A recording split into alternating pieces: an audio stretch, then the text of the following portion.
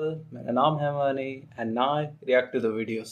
तो मैं एक गाना सुना काफ़ी ज़्यादा बेहतरीन अर्जेंटिलोना जो कि है जिंदे। मतलब इसदी गाना तो काफ़ी ज़्यादा बेहतरीन सी लेकिन उसकी एक्सप्लेनेशन देखने वाली वीडियो नहीं है। मतलब मुझे उसकी एक्सप्लेनेशन नहीं पता कि उस गाने के कुछ जो मीनिंग है वो नहीं पता।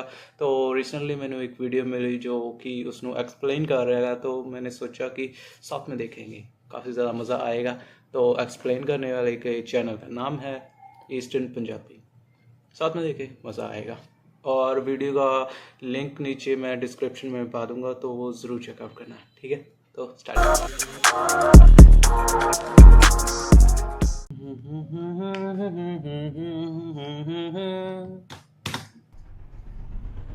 Start it.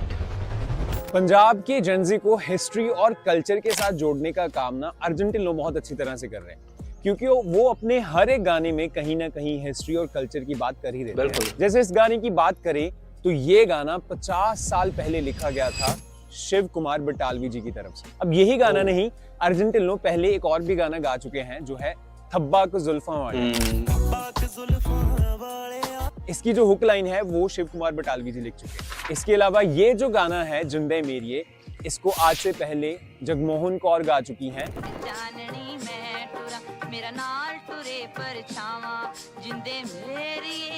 और इसका सबसे फेमस वर्जन जो है वो दीदार सिंह गा चुके हैं।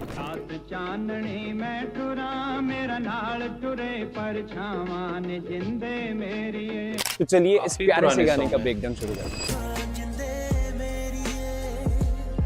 बहुत छोटी। तो ये जो वीडियो है मे बी AI जनरेटेड है, क्योंकि वो जो बटालवी साहब की जो फुटेजेस वगैरह है वो वैसे तो अवेलेबल नहीं है, तो वो AI जनरेटेड है। काफ़ी ज़्यादा बेहतरीन सॉन्ग है, मैंने सुना और वो पीसफुल है, बहुत ज़्यादा मज़ा आया सुन के। एक्सप्लेनेशन में भी काफ़ी ज़्यादा मज़ा आएगा। मैं बीच बीच में डिस्टर्ब करूँगा थोड़ा थोड़ा। Let's it.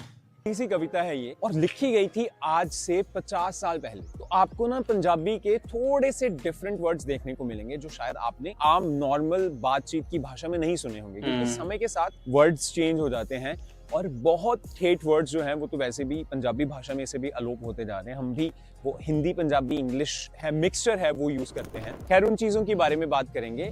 और इसमें ना सबसे खूबसूरत चीज क्या है इस गाने में, शिव कुमार खुद के साथ बातें कर रहे हैं। अब इसमें ना एक चीज ढूंढने की कोशिश हो रही है, या तो वो सॉलिट्यूड ढूंढ रहे हैं, अपने आप को ढूंढने की कोशिश कर रहे हैं, या फिर वो भगवान को ढूंढने के लिए आप कह सकते हैं, ये खुशियां अपने अंदर से ही ढूंढने की कोशिश कर रहे हैं, एक सहज अवस्था जिसको कहते हैं। वो आप अपने हिसाब से इसको कनेक्ट कर सकते हैं, लेकिन उन्होंने ना अपने अंदर की अवस्था को बताया है कि सब कुछ है लेकिन हम वहां तक क्यों नहीं पहुंच पा रहे, वो भी बताया है। और ये मेरी इंटरप्रिटेशन है जो मुझे समझ आया इस गाने का। आपको जो समझ आएगा शायद वो कुछ और होगा। कविता हमेशा ऐसी होती है जो इतनी डीप लिखी गई हो, तो उन सारी चीजों के बारे में बात करते हैं। चलिए इसकी पहली लाइन से शुरू करते हैं।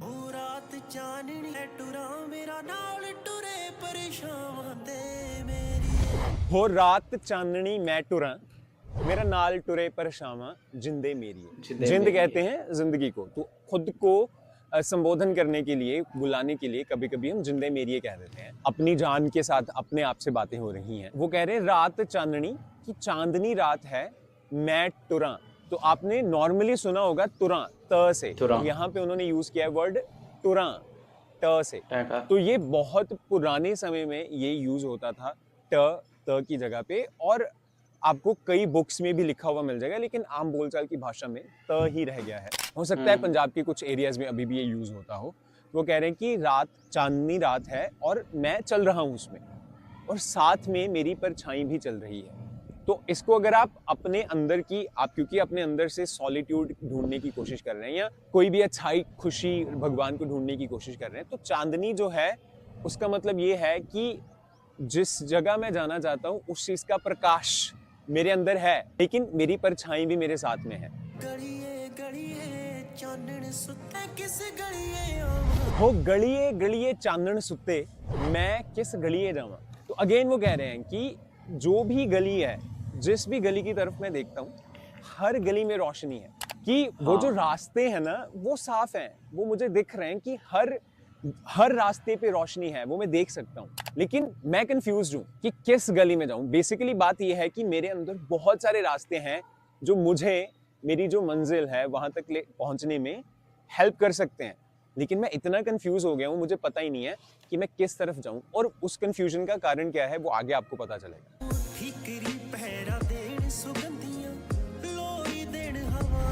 हो ठीकरी पैरा देन सुगंधियां, लोरी देन हवावां नी जिंदे मेरी। अब यहाँ पे अच्छी चीजों का मेटाफर फिर से यूज किया है कि सुगंधी आ रही है, लोरियां दे रही हैं ये हवाएं। उन रास्तों पे ये सारी चीजें पहरा लगा के बैठी हुई हैं। अब जहां पे अच्छी चीज का पहरा होगा उसका मतलब ये है कि आपको बुरी चीजें बाहर छोड़ के आनी होंगी। तो बेसिकली वो कह रहे हैं कि उन रास्तों पे सुंदर हवा आ रही है जिसमें सुगंधी है, जिसमें लोरी है, एक उस हवा की आवाज में एक लोरी है जो मुझे शांत कर सकती है।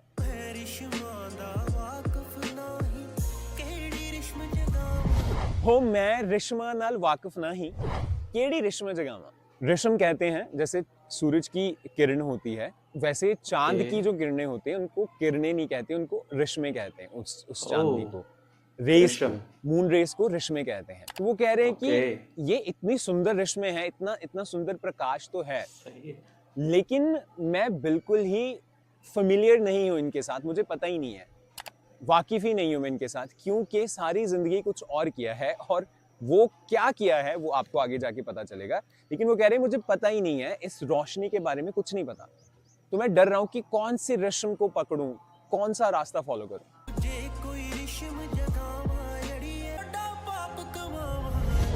कोई रिश्म जगावा अड़िए डाडा पाप कमावा। डाडा बहुत सुंदर वर्ड है, बहुत कम यूज होता, आपको सुनेगा पंजाबी वर्ड में। डाडा मतलब बहुत ही ज्यादा, डाडा पाप कमावा कि बहुत बड़ा पाप हो जाएगा, बहुत बड़ा। अगर कोई रस्म गलती से, कोई गलत रस्म मैंने जगा ली, कुछ गलती हो गई मुझसे, तो वो बहुत बड़ा पाप हो जाएगा मुझसे। कि ये ना हो कि मैं पहुंचते पहुंचते कुछ ऐसा कर लूं कि मैं अपनी मंजिल से और दूर चला जाऊं। हो डरदी डरदी तुरा निमाणी, पुल्ले पब टिकावा जिंदे। पब जो होता है आपके पैर का अगला हिस्सा जो होता है, जो पंजा होता है, आप फर्स्ट हाफ कह लीजिए। तो वो कह रहे कि डरदी डरदी तुरा निमाणी, तो वो कह रहे कि मैं डरती डरती चल रही हूँ अपनी आत्मा को। वो एक फीमेल यहाँ पे मेटाफर यूज कर रहे हैं। निमाणी होती है जिसका कोई मान नहीं होता, मान आप इज्जत कह लीजिए, आप यहाँ पे बहुत गरीब से लोग कह सकते हैं, उनको भी निमाना।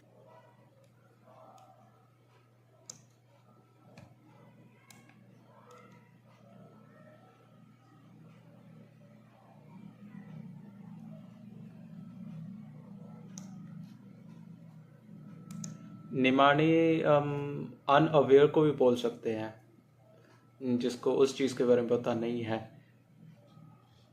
मे बी ये चीज़ हो सकता है, मोस्टली। Let's see.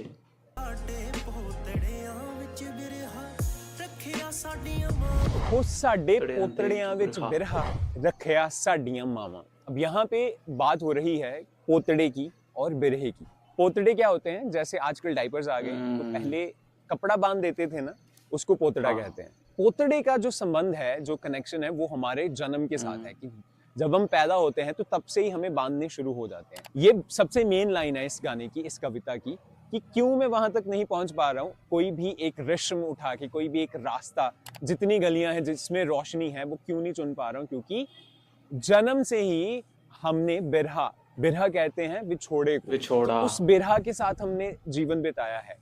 अपने प्रेमी से कह लीजिए, अपने भगवान से कह लीजिए, अपने अंदर आत्मा से कह लीजिए, हम हमेशा ही दूर रहे हैं। अब जब सामने रास्ते भी हैं जहां पे पूरा चानन है, रोशनी है, तो भी मेरे को समझ नहीं आ रहा है कौन सा रास्ता लेके आगे।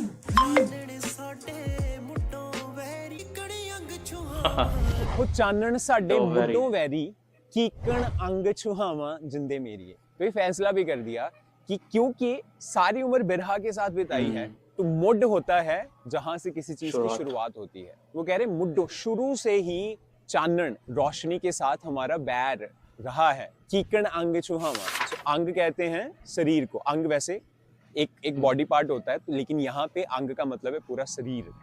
कीकण का मतलब है किस तरह, कैसे, कि कैसे उसको अपनी बॉडी पे पड़ने दूं, क्योंकि शुरू से बैर रहा है, बैर रहा है। क्योंकि समझ नहीं है। सारी कविता का सार ये है कि समझ ही नहीं है किस रास्ते जाना है। अच्छे रास्ते मेरे सामने हैं, खुशियों के रास्ते, मैं खुद को ढूंढ लूंगा जाके। हर गली में रोशनी है, सुगंधियां हैं, लोरियां हैं, लेकिन मैं नहीं जा पा रहा हूँ क्योंकि मैं भटका हुआ हूँ अपने बिरहा के चक्कर में। शुरू से चांदनी के साथ बैर रहा है। तो गाइज एक ये बहुत ही तुच्छ सी कोशिश है, बहुत छोटी कोशिश है इतने बड़े राइटर की कविता को इंटरप्रेट करने की। आई एम वेरी श्योर कि बहुत सारी गलतियां हुई होंगी और इसकी और भी इंटरप्रिटेशंस होंगी। अगर आपको कुछ और समझ आए तो कमेंट्स में ज़रूर बताइएगा। मिलते हैं नेक्स्ट वीडियो में। एंड स्क्रीन पे आपको अर्जुन की और भी वीडियोस दिख रही होंगी, उनको ज़रूर देखिएगा। Bye bye. Okay, so that was the thing. मतलब काफ़ी ज़्यादा डीप लिखता है और जो म्यूज़िक है, म्यूज़िक बहुत ज़्यादा बेहतरीन है। मैंने सॉन्ग सुने, किसी रोज़ हम रिएक्ट करेंगे अर्जुन के सॉन्ग्स पे।